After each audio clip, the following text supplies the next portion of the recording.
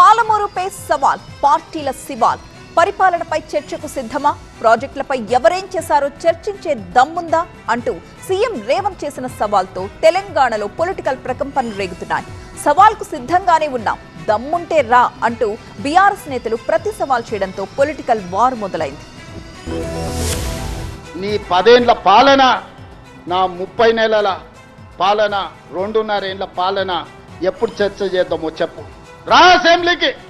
నువ్వు శాతనైతే, నీకు పౌరుషం ఉంటే, నీ పేరు చంద్రశేఖరరావు అయితే అసెంబ్లీకి రా. నీ 10 ఏళ్ల పాలన మీద, నా 2.5 ఏళ్ల పరిపాలన మీద చర్చ చేద్దాం. ఓవేళ చర్చలో ఓడితే అక్కడికక్కడ నేను నీ క్షమాపణ చెప్తా. లేకపోతే నోరు మూసుకొని ఆ ఫామ్ హౌస్లో బోర్ల బొక్కల వండుకొని నిన్ను అడిగినోళ్ళు లేదు, నిన్ను పట్టించుకునోళ్ళు లేదు.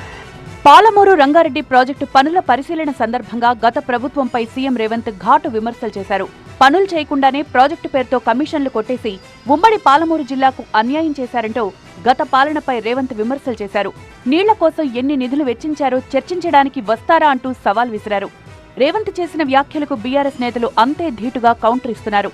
పాలమూరు అభివృద్ధిపై చర్చకు సిద్ధం, దమ్ముంటే అసెంబ్లీ పెట్టాలంటూ ఛాలెంజ్ విసిరారు హరీష్ రావు. కేసీఆర్ స్థాయి కాదు నీది. నువ్వు చేసే అబద్ధపు మాటలకు, నీ చిల్లర డైలాగులు నమ్మి ప్రజలు ఓటేసిండ్రు. ఇప్పుడు ప్రజలకు నిజాలు అర్థమైనాయి. నీకు మేము సరిపోతాం, నువ్వు రా, అసెంబ్లీ పెట్టు, నువ్వు మాట్లాడు, మేము మాట్లాడతాం, నిజాలేందో ప్రజలకు చెప్తాం. నీ రైతు డిస్కామ్ సంగతి ఏందో, నువ్వు రైతులకు ఎట్లెట్లా ద్రోహం చేసినవో, నువ్వు ప్రాజెక్టుల విషయంలో నువ్వు చేసిన ద్రోహం ఏందో, నువ్వు చంద్రబాబుతో కుమ్మక్కైపోయి తెలంగాణకు కృష్ణా గోదావరి నది జలాల్లో నువ్వు చేస్తున్న ద్రోహం ఏందో అన్నీ మాట్లాడదాం.